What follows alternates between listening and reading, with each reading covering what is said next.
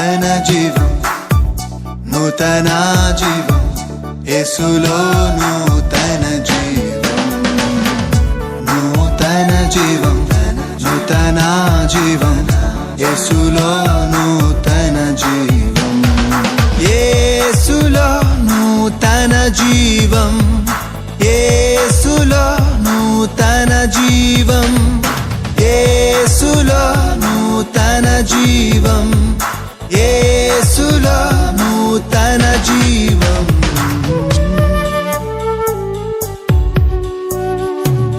నూతన జీవం, నూతన జీవం, యేసులో నూతన జీవం, నూతన జీవం, నూతన జీవం, యేసులో నూతన జీవం, యేసులో నూతన జీవం. ప్రైజ్ ది లార్డ్, హల్లెలూయా. యేసులో నూతన జీవం అనే ఈ ఆధ్యాత్మిక టీవీ కార్యక్రమానికి మేము ప్రేమతో ఆహ్వానించుచున్నాము. ఈ టీవీ కార్యక్రమం ద్వారా మీరు రక్షణ, స్వస్థత, యేసే ఇచ్చే నూతన జీవాన్ని, ఆశీర్వాదాన్ని పొందుకోవాలని కోరుకుంటున్నాము. ఇప్పుడు పాస్టర్ మోజెస్ అభిషేక్ గారు దేవుని యొక్క వర్తమానాన్ని అందజేస్తారు.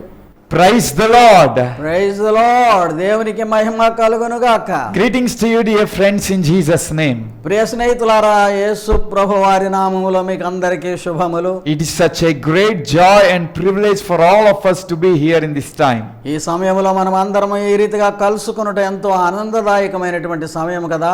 Let us give all glory and honor to God for giving us such a wonderful time to meditate His word. ఆయన యొక్క వాక్యమును ధ్యానించుకునేటువంటి మంచి సమయమును మనకు అనుగ్రహించినందుకు మనమందరమును దేవునిని స్తుతించి కృతజ్ఞతలు చెప్పుదాము. We thank you all and express our gratitude for tuning to listen this sermon. ఈ వాక్య ధ్యానములు వినుచున్నటువంటి మీ అందరికీ కూడా మా యొక్క ధన్యవాదములను తెలియజేయుచు ఉన్నాము. You may be watching in television or in YouTube or Facebook. We greet you and we extend our greetings in Jesus' name. దూరదర్శనము యొక్క సాధనములు ఏ రీతిగా మీరు వినుచు చూచుచు ఉన్నప్పటికీ మీకు అందరికీ శుభములను పలుకుచూ ఉన్నాము. And by the way, we request you to share these things or sermon to your friends so that they will be also blessed. అదే సమయంలో మీ స్నేహితులందరికీ కూడా తెలియజేసి ఈ దివ్య వాక్య ధ్యానములు వారును వినునట్లు చేయండి. So let us now come to the word of God and listen the word carefully. ఇప్పుడు దేవుని వాక్యము వైపు మనము మళ్ళించబడి దేవుని వాక్యమును జాగ్రత్తగా ధ్యానించుకుందాము. Let me start with a question. ఒక ప్రశ్నతో ప్రారంభిస్తూ ఉన్నాను. Where do you live? నీవు ఎక్కడ జీవించుచున్నావు? Where do you live? ఎక్కడ నీవు జీవించుచు ఉన్నావు? I mean by this question is, do you live in the city of God? దేవుని యొక్క పట్టణము అనే స్థలములో నీ నివాసమా? Or are you living in the cities of men? లేకపోతే మానవ కల్పితమైనటువంటి పట్టణాలలో బ్రతుకుతూ ఉన్నామా?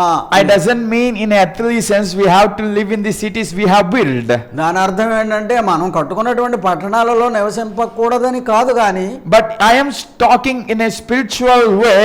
Where are you living? Where is your life? నీ జీవితం ఎక్కడ ఉన్నది ఆత్మీయముగా అనే ప్రశ్న అర్థము వచ్చినట్లు మాట్లాడుచూ ఉన్నాను. So to get a clear picture of these questions, let us turn our attention to book of Amos chapter 3.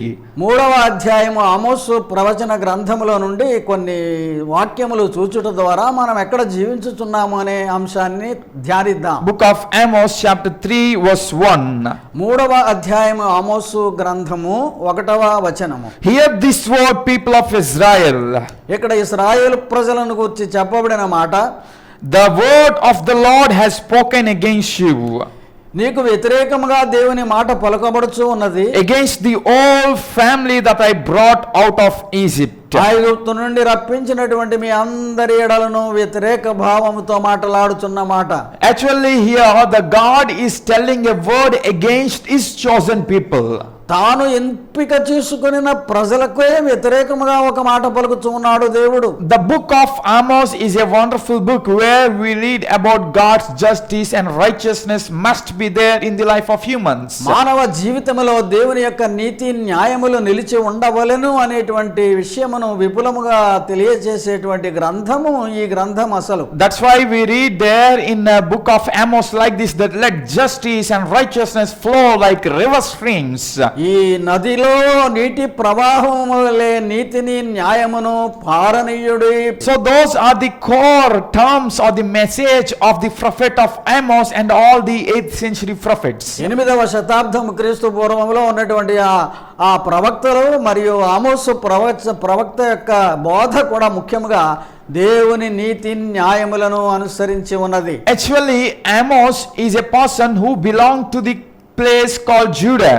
యూదియా అనేటువంటి ప్రదేశమునకు చెందినటువంటి వాడు ఆమోసు. But God called Amos to proclaim God's word into a nation called Israel. ఉత్తర దేశంలో ఉన్నటువంటి ఇశ్రాయేలు అనేటువంటి ఆ రాజ్యానికి దైవవాక్కును ప్రకటించమని దేవుడు పిలిచి ఉన్నాడు ఆయన. I hope you know that when the Solomon's son came to rule, the kingdom was divided into two, the Judah and Israel. ఈ సంగతి మీరు ముందుగానే గ్రహించి ఉండి ఉంటారు. ఎందుకంటే కింగ్ సొలొమోను రాజు యొక్క కుమారుని యొక్క పరిపాలన వచ్చేటప్పటికి రాజ్యం రెండుగా విడిపోయి ఉత్తరమున ఇశ్రాయేలు, దక్షిణమున యూదా రాజ్యం అని రెండుగా ఏర్పడింది. God is telling to the people of Israel like this. ఈ రీతిగా చెప్తున్నాడు దేవుడు ఇశ్రాయేలు ప్రజలతో. In second verse we read that chapter 3. 3వ అధ్యాయం 2వ వచనములో ఈ రీతిగా ఉన్నది. You only have I chosen. మిమ్ములనే కదా నేను ఎంపిక చేసుకున్నాను, మీరు ఏర్పరచబడిన జనాంగము కదా. Of all the families of earth I have chosen you. ఉన్న కుటుంబాల వంశములన్నిటిలో నుండి మిమ్ములనే కదా నేను ఏర్పరచుకున్నాను అంటున్నాడు దేవుడు. But because of your sins I am going to punish you. కానీ మీ పాపములను బట్టి మిమ్ములను నేను శిక్షింపనై ఉన్నాను అంటున్నాడు. What are the sins these people did? We can see in the following verses. మిగిలిన క్రింద ఉన్నటువంటి వచనములను మనం చదువుట ద్వారా తెలుసుకున్నట ద్వారా వారి యొక్క అపరాధములు ఏమిటో మనం గమనించగలము. But the core important thing that which we are going to meditate here is, ఇక్కడ ప్రత్యేకముగా మనం ధ్యానించనై ఉన్నటువంటి ముఖ్యాంశం ఏమనగా, among all the humanity of this world, ఈ లోకములో ఉన్నటువంటి ప్రజలందరికంటే కూడా God has chosen Israel as his special possession. ఇశ్రాయేలీయులను ఆయనకు స్వంత ప్రజలుగా ఉండునట్లు ఆయన ఎంపిక చేసుకున్నారు. God wants that kingdom or the people of Israel as a channel of blessing to all the earth. ఆ రీతిగా వారిని ఏర్పరచుకున్నట ద్వారా వారి ద్వారా ఆ రాజ్యము ద్వారా మిగిలిన రాజ్యములన్నిటికీ ఆశీర్వాదము కలుగునట్లు God wants the nation of Israel to be a light and to be the carriers of mission of God to all the nations. దేశములన్నిటికీ కూడా దైవ కార్యమును తీసుకొని వెళ్ళేటువంటి వెలుగుగా ఉండేటట్లు వారిని ఎంపిక చేసుకున్నాడు దేవుడు. But these people who are chosen by God have fallen into sin. అటువంటి దైవ ఏర్పాటుతో ఉన్నటువంటి ప్రజలు పాపములను అపరాధములను చేయుచున్నారు. Even in the same way, believers, the so-called people who are followers of Christ, are chosen by God. దేవుని చేత ఏర్పరచబడినటువంటి విశ్వాసులైనటువంటి నేటి ప్రజలు కూడా We all were chosen by the precious death and by the sanctification of Jesus. క్రీస్తు ప్రభు యొక్క మరణములోను ఆయన మనలను పరిశుద్ధ పరిచిన విధానములోను మనము ఆయన బిడలముగా ఎంపిక చేయబడిన వారము. We are now the special possession of God. ఆయనకు ప్రత్యేకమైనటువంటి జనాంగముగా ఉన్న వారము. But now, as a chosen people of God, O Israelites and O believers, where are you living? ఆనాటి ఇశ్రాయేలులైనా నేటి విశ్వాసులైనా దేవుని చేత ఏర్పరచబడిన వారమని చెప్పబడుచు ఎక్కడ బ్రతుకుతున్నాం మనం? Yes, dear person who say I am saved, where are you living? Where is your strongholds? నేను రక్షింపబడిన విశ్వాసిని అని చెప్పుకునేటువంటి నీవు ఎక్కడ ఉన్నావు? అసలు నీ జీవితం ఎక్కడ?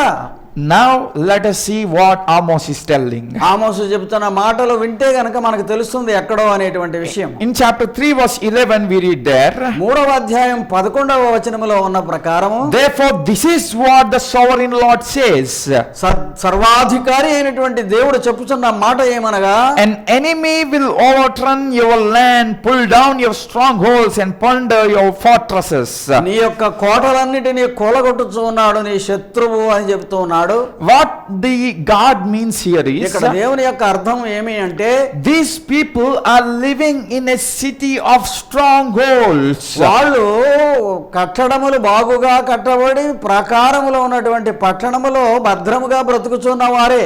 The first important thing that which these people done and gone astray from God means they are keeping their faith in the strongholds. అక్కడ ఉన్నటువంటి ఆ కట్టడములను చూసి లేక వారికి ఉన్నటువంటి ప్రాకారపు గోడల మీదే నమ్మిక పెట్టుకున్నారు, కానీ వారిని పుట్టించి కాపాడుతున్నటువంటి దేవుని మీద వారి నమ్మకము లేదు. Therefore God is telling to them, I will make your strongholds broken and plunder your fortresses. అందుకే దేవుడు చెప్తున్నాడు, మీ కట్టడములలో చుట్టూ ఉన్నటువంటి ప్రాకారములను నేను పడగొట్టి మిమ్మల్ని ధ్వంసము చేస్తాను అంటున్నాడు. In verse 12, if we go deep, there is a few more things to meditate. 12వ వచనములో చూసినట్లయితే మరి ఇంకా కొన్ని సంగతులు మనము ధ్యానింపదగినవి ఉన్నవి. This is what Lord says. ఇక్కడ చెప్తున్నాడు దేవుడు ఏమనంటే, As a shepherd rescues from the lion's mouth only the legs broken pieces of an ear, so will be rescued.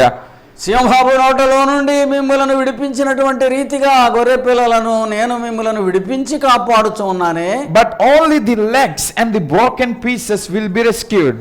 ఎక్కడ ముక్కలు ముక్కలుగా చేయబడినటువంటి మొక్కలే రక్షింపబడుతున్నవి, కాపాడబడుతున్నవి అన్నట్లు, In the same way, the Israelites living in the Samaria will be rescued. ఆ సమరయలో జీవించుతున్నటువంటి ఇశ్రాయేలీయులందరినీ కూడా ఆ రీతిగా నేను ప్రోగు చేయుదును మరలా అంటున్నాడు. There is an importance in writing the place name called Samaria there. సమరయ అనేటువంటి విషయం ఎందుకు రాశారు అక్కడ ఆ పట్టణమును గురించి, ఆ ప్రాంతమును గురించి అనగా, For the nation of Israel, Samaria is a very important city.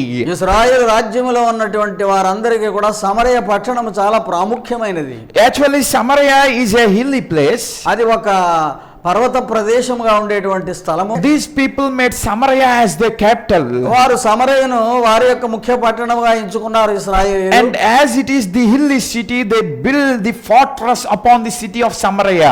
అది అక్కడ పర్వత పట్టణం కనుక పర్వతాలను ఆనుకొని వారు కట్టడములను గోడలను కట్టుకున్నారు. So when the troops or enemies have to fight with this nation called Israel, ఇశ్రాయేలుపై ఎవరైనా దండెత్తి వచ్చినట్లయితే they have to cross or climb these hilly mountains and should then reach to the fortress or the place. ఈ పర్వత ప్రాంతాలలో వారు కట్టినటువంటి కట్టడములు అనగా గోడలు లేకపోతే వారి కాపుదల కొరకు చేసుకున్నటువంటివన్నీ కూడా దాటి మరి ప్రవేశించాలి పట్టణంలోనికి. So it will be very a tough task for the enemies to cross all these out, to climb all these hilly mountain and reach to the people and fight against them. అట్టి వాతావరణంలో శత్రు సైన్యమునకు చాలా కష్టతరమైనటువంటి విధానం అది, అవన్నీ కూడా దాటుకొని వెళ్ళాలి అనేటువంటి సంగతి. So these people used to boast upon the strongholds. They think that they are rescuing them.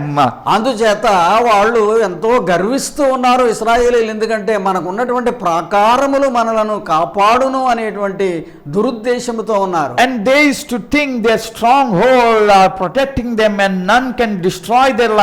ఆ ప్రాకారములు మనకున్న కారణాన మన జీవితాలను గాని మనలను గాని నాశనము చేయగలవాడెవడు అనేటువంటి గర్వించి ఉన్నారు. So many times in the life of a believer we will keep some strongholds in our life. మన జీవితాలలో విశ్వాసులు కూడా ఈ దినాలలో వారి జీవితము చుట్టూ కొన్ని ప్రాకారములు కట్టుకొనుచూ ఉన్నారు. We think we are living in those strongholds. When we go there we will get protection and we will get rescued.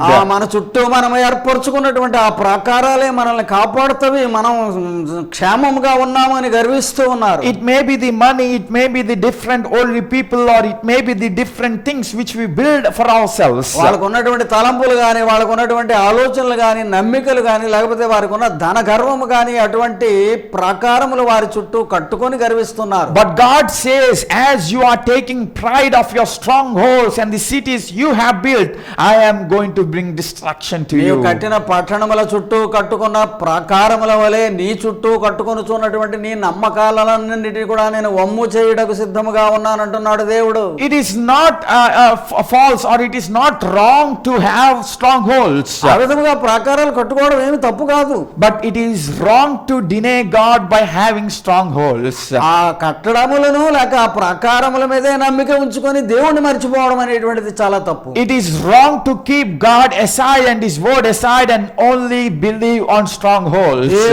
దేవుని వాక్యమును ప్రక్కన పెట్టి నీవు కట్టుకున్నటువంటి గోడ లేకపోతే నీవు కట్టుకున్నటువంటి కోట మీదే నమ్మకం పెట్టుకుంటే అది నీ యొక్క అవివేకం. Yes, that's what the Israelites have, and they are boosting for their military, they are boosting for their hill areas, they are boosting for their cities. మా పట్టణాలన్నీ కూడా పర్వత ప్రాంతాలలో ఉన్నవి కనుక ఎక్కి పైకి రావడానికి గాని మా ప్రాకారపు గోడలను దాటడానికి గాని ఎవరు రాజాడు అనేటువంటి గర్వంతో ఉన్నారు వాళ్ళు. And they are keeping God aside, they are not hearing or not taking consideration of God's word. దేవుని యొక్క వాక్యములో ఉన్న సంగతినే అసలు వారు లక్ష్యము చేయడము లేదు. Dear people, many of us are in same situation today. ప్రియ స్నేహితులారా, ఈ దినమున అనేక మంది విశ్వాసులు ఆ రీతిగానే ఉన్నారు. We keep strongholds away from Christ, strongholds away from the word of God. క్రీస్తును ప్రక్కన పెట్టేసి వాక్యమును ప్రక్కన పెట్టేసి నీ చుట్టూ నీవు గోడలు కట్టుకుంటున్నావు. Even if you are having a believer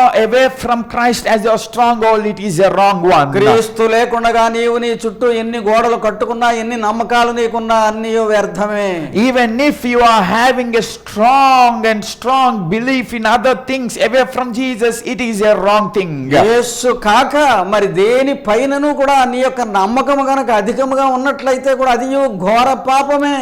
God says, I will destroy and bring those strongholds and fortresses to grounded thing. దేవుడు చెప్తూ ఉన్నాడు, అదిగో నీ గోడలను కూల్చి నేల మట్టం చేసేస్తాను జాగ్రత్త అంటున్నాడు. And even when I come to rescue, there will be only some pieces of your body, nothing will be remaining. ఆ రీతిగా గనక నా ఉగ్రత చూపించినప్పుడు నీ యొక్క ముక్కలు శరీరపు శకలములే మిగులుతవి గాని నీవు ఇక శరీరముగా మిగలవు. There won't be any life in you if I start destroying you. నిన్ను గనక నేను నాశనము చేయటం ప్రారంభించినట్లయితే ఇక నీ బ్రతుకే లేదు అంటున్నాడు దేవుడు. So my dear gentlemen and women of God, let us stop looking onto the strongholds and look onto Jesus. గనుక ప్రియమైనటువంటి దైవజనులారా, వినుచున్న వారలారా, దేవుని వైపు కాక క్రీస్తు వైపు కాక నీ యొక్క నమ్మకముల యొక్క గోడలనేటువంటివి ప్రాకారములనేటువంటివి మీదనే నీ నమ్మిక ఉంటే గనక జాగ్రత్త. Let us turn our focus away from the city of stronghold to the city of God.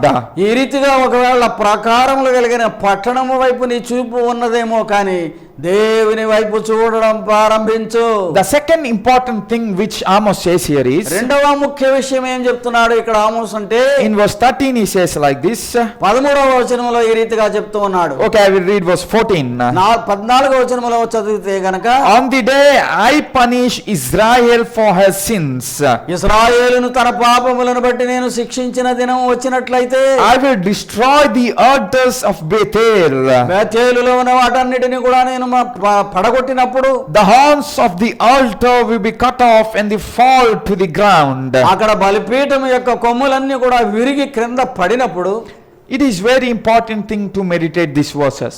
ఈ వచనాలు ధ్యానించడం చాలా ప్రాముఖ్యము, జాగ్రత్తగా ఆలోచించండి. We know how important is this city of Bethel. Bethel అనేటువంటి పట్టణం యొక్క ప్రాముఖ్యత చాలా గొప్పది. As I said before, Samaria is a city of strongholds, means a political city. రాజ్యాంగ పరముగా చూసినట్లయితే సమరయను ఆ పట్టణం రాజ్యాంగ పరముగా వాళ్ళు ఎన్నుకున్నారు. And Bethel is a religious city.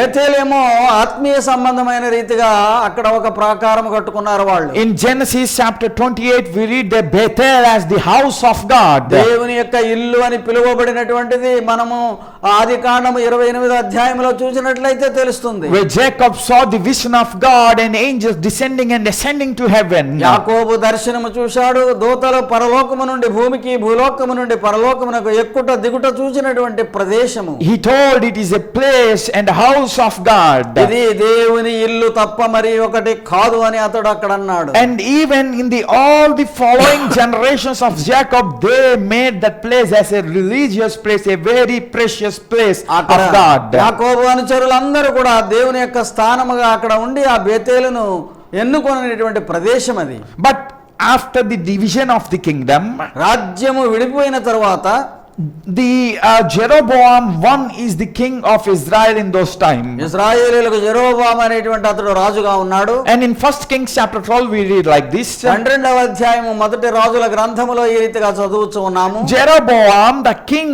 of Israel don't want these Israelites to go back to Jerusalem and worship God there. తిరిగి యెరూషలేము వెళ్ళి యెరూషలేములో ఆరాధించాలి అనేటువంటి ఉద్దేశం లేదు అతనికి ఆ ఇశ్రాయేలీయుల పట్ల, ఆ రాజ్యములో ఉన్న వారి వ్యక్తుల పట్ల. Because we know in Jerusalem there is the temple of God and people used to go there, worship God, offer sacrifices and get redemption for their sins. యెరూషలేమును గురించి మనకు ముందుగానే తెలుసు, అది పవిత్ర స్థలముగా ఉన్నది, అక్కడ దేవాలయం ఉన్నది, బలిపీఠం ఉన్నది, బలులు అర్పించబడుచు ఉన్నవి, పరిశుద్ధ స్థలం అది. So now Jeroboam don't want people to go to Jerusalem because if they go they will get into relationship with Judah and nation will be won again. మరలా యూదా రాజ్యముతో సంబంధాలు పెట్టుకుంటారేమో ఆ ప్రాంతానికి వెళితే, యెరూషలేము ప్రాంతానికి అని చెప్పి వారు యెరూషలేము వెళ్ళడానికి ఏమాత్రము ఇష్టపడేవాడు కాదు యెరోబాము రాజు అనేటువంటి వాడు.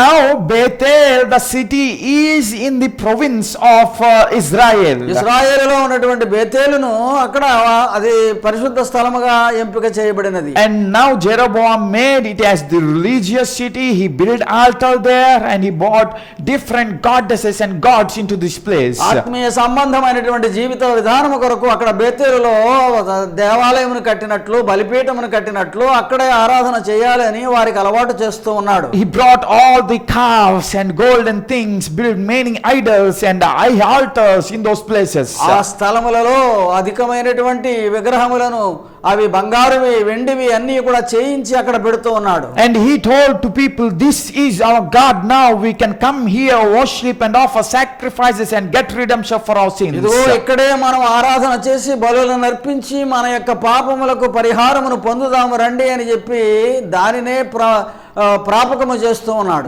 A city of irreligious or corrupted religion was made in that place. ఆ స్థలములో మతమును దానిని తప్పు అర్థముగా వచ్చేలాగా చేసి వారు ఆరాధనలు చేస్తున్నారు. Before Bethel is the presence of God, house of God, where God's presence is used to rest. అంతకు ముందు అయితే దేవుని యొక్క సన్నిధి ఎక్కడ ఉన్నది, దేవుని యొక్క ప్రదేశముగా ఉన్నది అది. And God's miracles and God's manifestation was being happening in the Bethel. దేవుని యొక్క అద్భుతాలు గాని, దేవుని యొక్క అధికమైనటువంటి పనులు గాని ఆ బేతేలులో జరుగుతూ ఉన్నవి. But now the so-called presence of God was being corrupted by these people. దేవుని యొక్క స్థానం అనేటువంటిది, దేవుని యొక్క సన్నిధి అనేటువంటిది పాడు చేయబడింది, కలుషితం అయిపోయింది. So God is telling to them like this. అందుకే దేవుడు ఈ రీతిగా చెప్తూ ఉన్నాడు, You people who are living in that corrupted religious city called Bethel, I am going to destroy it. కలుషితం అయిపోయినటువంటి మతాసక్తి కలిగినటువంటి ఆ పట్టణంలో మీరు బ్రతుకుతూ ఉన్నారు కనుక దానిని నేను నాశనం చేస్తానంటున్నాడు. Listen me carefully. God says, I will cut off your altars.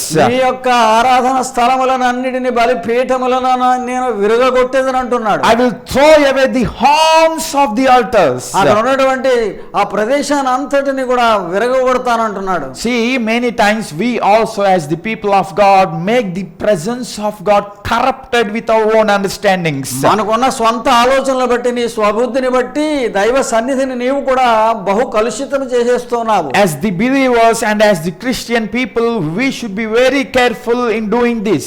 క్రైస్తవులముగా, విశ్వాసులముగా మనం చెప్పుకొనబడుచు ఉండగా చాలా జాగ్రత్తగా ఉండాలి నీవు. Our heart, which is the presence of God, దేవునికి సంబంధించినటువంటి స్థలముగానే నీ హృదయం ఉండాలి తప్ప, and the place which represents the presence of God, దేవుని యొక్క సన్నిధి ఎప్పుడు కూడా అక్కడ ప్రదర్శింపబడుచు ఉండాలి. and the life of believer which represents the presence of God, విశ్వాసి యొక్క జీవితమే అసలు దైవ ప్రదర్శన జరగాలి. is it getting corrupted with all unwanted teachings? అక్కరలేనటువంటి ప్రబోధలు ఎన్నో వచ్చుట ద్వారా, తప్పుడు బోధలతో అది కలుషితము చేయబడుచు ఉన్నదా?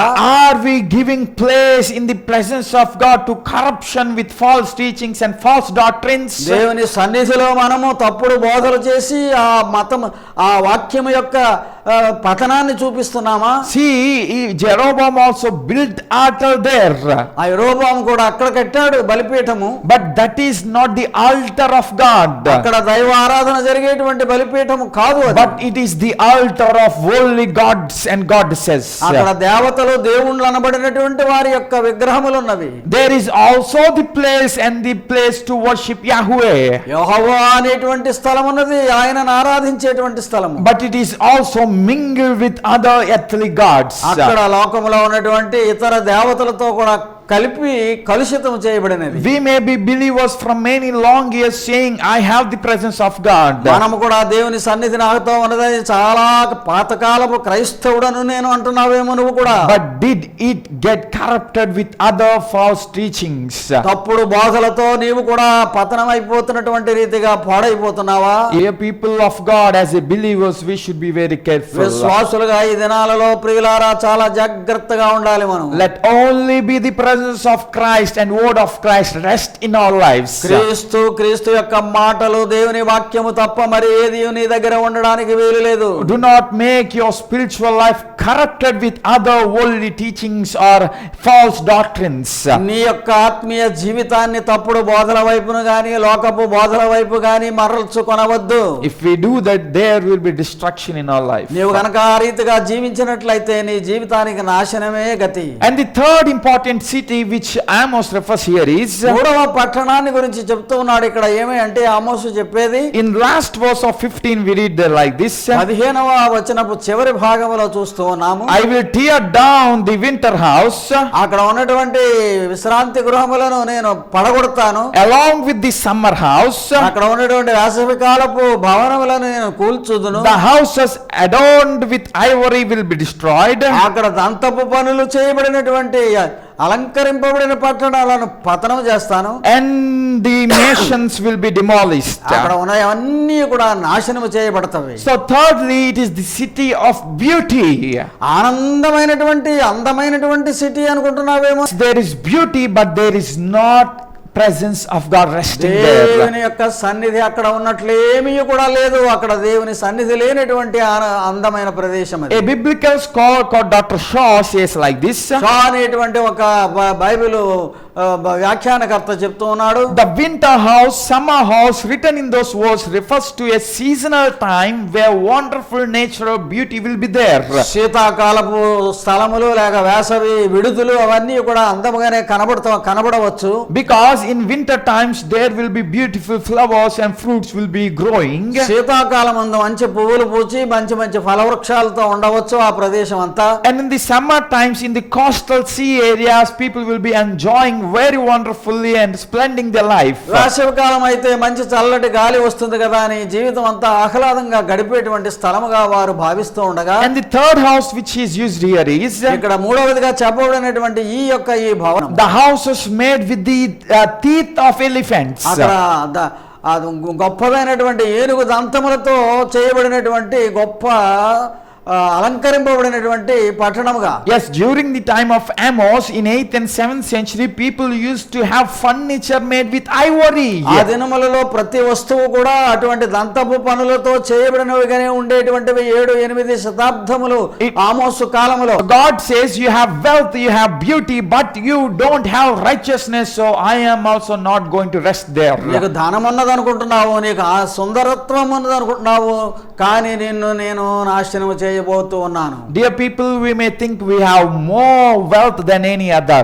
ఈ లోకములో మనకు డబ్బు ఉంటే ఒకవేళ ధనవంతులమని గర్విస్తున్నామేమో. But if that wealth is not coming in a righteous and proper way, God says you are going to be under punishment. నీతియుక్తముగా సంపాదించినది కానీ పక్షమున దేవుడు నిన్ను నాశనము చేయడానికి సిద్ధముగా ఉన్నాను అంటున్నాడు. Where are you living today? కనుక ఇప్పుడు ఆ ప్రశ్న చూడు, ఎక్కడ ఉన్నావు? నీ జీవితం ఎక్కడ ఉంది? నీ బ్రతుకు ఎక్కడ?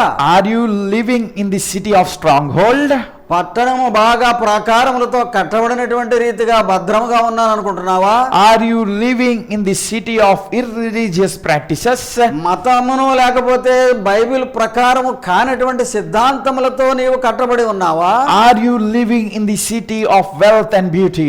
లేక డబ్బు అందము చూసుకునే మురిసిపోతూ ఉన్న పట్టణములో ఉన్నావా? Even if you have these three things and you are living not in the city of God, ఆ రీతిగా కనుక నీ పరిస్థితి ఉంటే దేవుని పట్టణం అనే పట్టణంలో నీ బ్రతుకు లేదు. and you will be not getting privilege to go and enter into the city of wonderful heaven.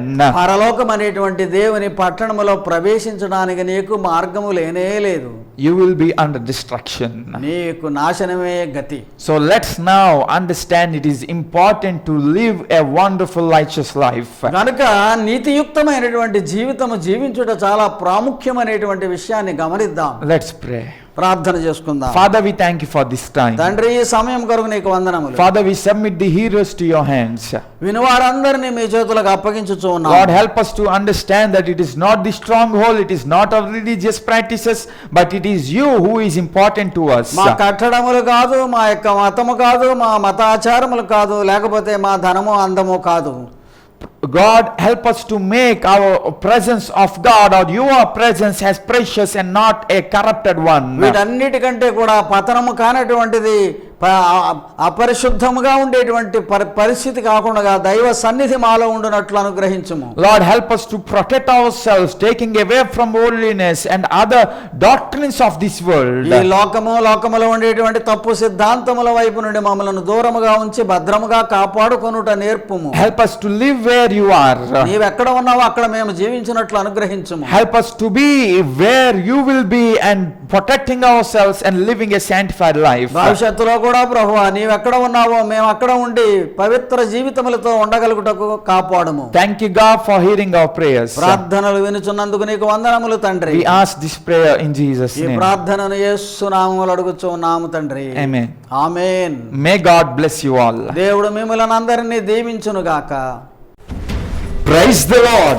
Dear friends, to watch more sermons and worship songs, please subscribe to our YouTube channel Moses Abhishek, MOSES ABHISHEK, and follow us on Facebook and Instagram @Moses Abhishek Tanity. ప్రియులారా, మరిన్ని సందేశములు మీరు ఆలకించడానికి, మరిన్ని దేవుని యొక్క పాటలు వినడానికి Moses Abhishek అనే YouTube ఛానల్ని subscribe చేసుకునండి.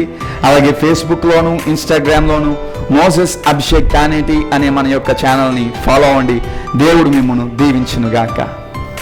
For your praise and support, our address, Pastor T. Moses Abhishek, son of Reverend T. Blessing, Emmanuel Church, Bhaskar Nagar, Samarkot, Andhra Pradesh, India 533440. Our phone numbers 8883 29940. May God bless you all.